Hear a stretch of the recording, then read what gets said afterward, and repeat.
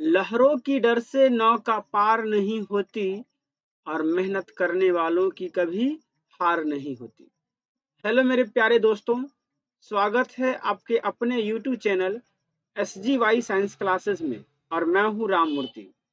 आज के इस वीडियो लेक्चर में हम लोग डील्स करने जा रहे हैं केमिस्ट्री के एक इम्पोर्टेंट चैप्टर जैव अणु को, और ये हमारा 7वां पार्ट होगा।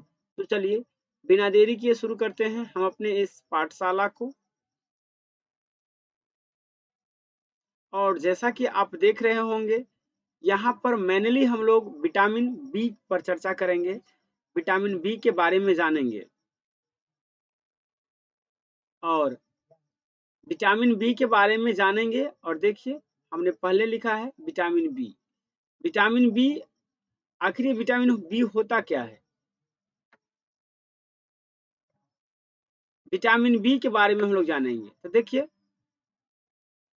विटामिन बी, सॉरी एक मिनट, एक मिनट रुकिए।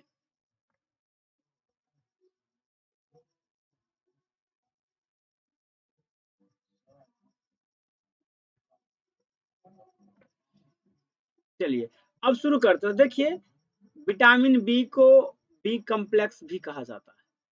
अब इसका मुख्य कारण क्या है? तो कहेंगे क्योंकि इनमें 8 कंपोनेंट होते हैं। विटामिन बी में कितने कंपोनेंट होते हैं? 8 कंपोनेंट होते हैं, जिसे निम्नलिखित नाम से जाना जाता है। पहला B1, दूसरा B2, तीसरा B3, चौथा B5, B6, B7, B9 और B12। याद रखेंगे B4, B8, B10 और B11 विटामिन बी का कोई कंपोनेंट नहीं है। B11 विटामिन का कोई कंपोनेंट नहीं है। अब हम लोग जानेंगे विटामिन बी के कार्य के बारे में। किसके बारे में? विटामिन बी के कार्य के बारे में। तो हमने लिखा है विटामिन बी कॉम्प्लेक्स का कार्य। विटामिन बी कॉम्प्लेक्स का कार्य क्या होता है? तो सबसे पहले हमने लिखा है यह आरबीसी बनाने में सहायता करता है। यानी विटामिन सी हमारे शरीर में क्या करता है? आरबीसी बनाता है। विटामिन सी क्या करता है? आरबीसी बनाता है। दूसरी बात, अगला अगर इसके कार्य को देखेंगे हम लोग तो कहेंगे कि यह पाचन को नियंत्रित करता है। विटामिन बी कॉम्प्लेक्स का काम क्या है? पहला कार्य है आरबीसी बनाना और दूसरा कार्य क्या है? यह पाचन को नियंत्रित करता है। उसके बाद अगर थर्ड देखेंगे तो कहेंगे यह बाल, त्वचा, ओठ तथा जीव को स्वस्थ रखने में सहायता करता है। यानी विटामिन बी कॉम्प्लेक्स का काम होता है हमारे ओठ को, हमारे त्वचा को, हमारे बाल को, हमारे जीव को स्वस्थ रखना। इसके अलावा यह पेशिया संकुलन को भी क्या करता है? नियंत्रित करता है। अब हम लोग जानेंगे इसके स्रोत के बारे में। तो देखिए विटामिन बी का मुख्य स्रोत में आता है हरी पत्तीदार सब्जी, अंकुरित चना, दूध दुग्ध उत्पाद। दुग्ध उत्पाद के अंतर्गत आ जाएंगे जैसे दही हो गया, पनीर हो गया, मक्खन हो गया। उसके बाद अंडा, मछली का लीवर और शुष्क फल। शुष्क फल कहने का अर्थ है जैसे कि किशमिश, छुहारा इत्यादि। अब चलिए तो हम लोग एक एक करके विटामिन बी कॉम्प्लेक्स के सभी कंपोनेंट को पढ़ते हैं। तो पहला कंपोनेंट है B1। पहला कंपोनेंट क्या है? B1 है। तो B1 का रासायनिक नाम क्या होता है? तो B1 का रासायनिक नाम होता है थायमीन। और विटामिन B1 की कमी से कौन सी बीमारी होती है? बेरी बेरी बीमारी होती है। आप देख रहे होंगे इधर एक हैंड है, किसी वयस्क का एक हैंड है जो बेरी बेरी रोग से ग्रसित है। देख रहे होंगे किस प्रकार से फफूंदी टाइप के इस पे हाथ पर लग गया है। ये बेरी बेरी का लक्षण है। इसके अलावा विटामिन बी की कमी से क्या होता है? तो अगर आपके शरीर में विटामिन बी की कमी होती है तो आपका पाचन क्षमता भी क्या हो जाता है? कम हो जाता है। यानी आप भोजन तो कीजिएगा लेकिन आपका भोजन पेट में पचेगा नहीं, ज्यों का त्यों रहेगा। यानी आप अपचन संबंधित रोग से ग्रसित हो जाइएगा, आपका भोजन पच नहीं पाएगा।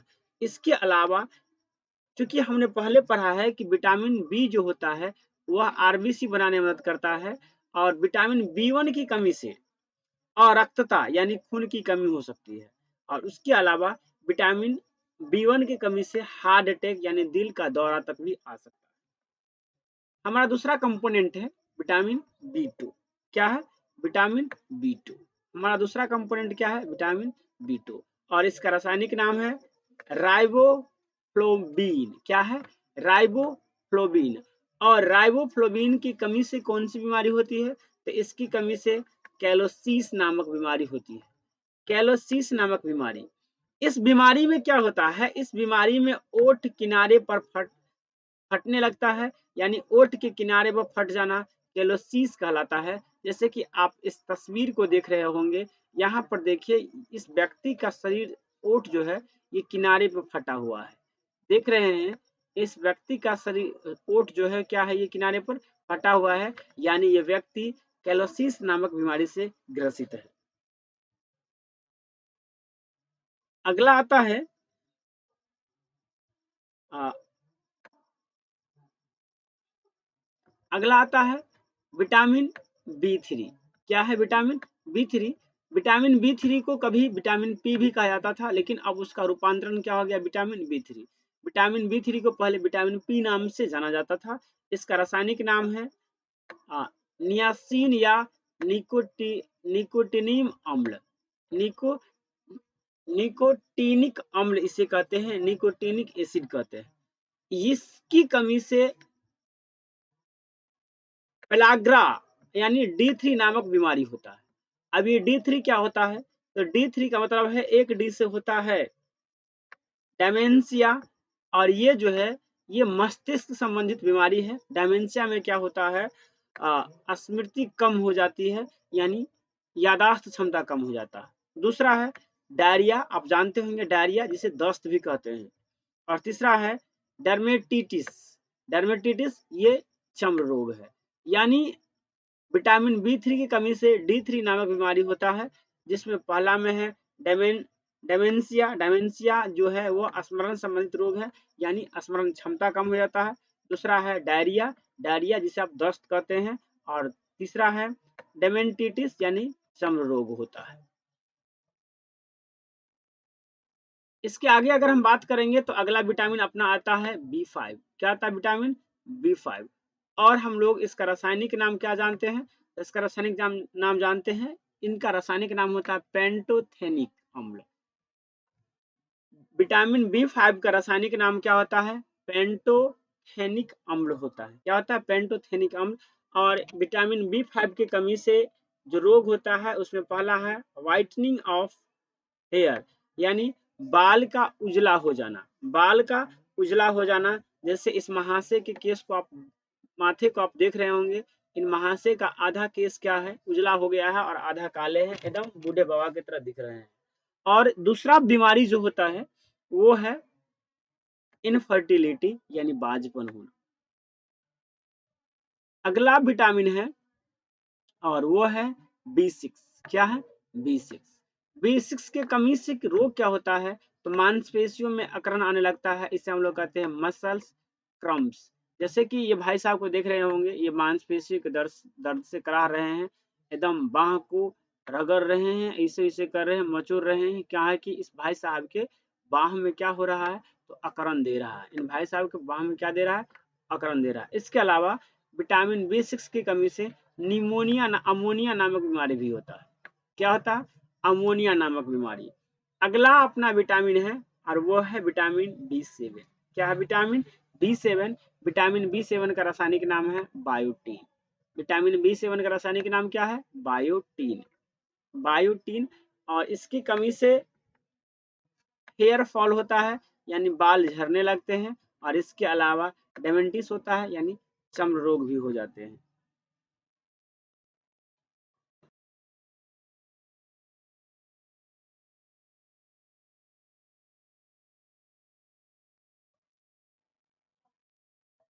आगे हम बात करेंगे विटामिन B9 के बारे में। विटामिन B9 को फॉलिक एसिड कहते हैं। क्या कहते हैं? फॉलिक एसिड कहते हैं। और इसे फॉलिक एसिड क्यों कहते हैं? क्योंकि इसमें आयरन पाया जाता है। क्या पाया जाता है? आयरन पाया जाता है। विटामिन B9 एक ऐसा विटामिन है जिसमें क्या पाया जाता है, आयरन पाया जाता है। तो कहेंगे यह एक लौह युक्त विटामिन है, यह एक लौह युक्त विटामिन है।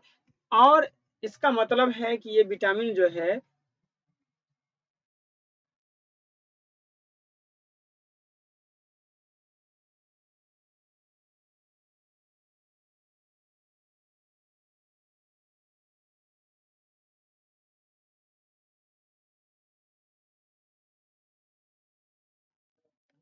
यह एक ऐसा विटामिन है जो हमारे रक्त को आयरन प्रदान करता है।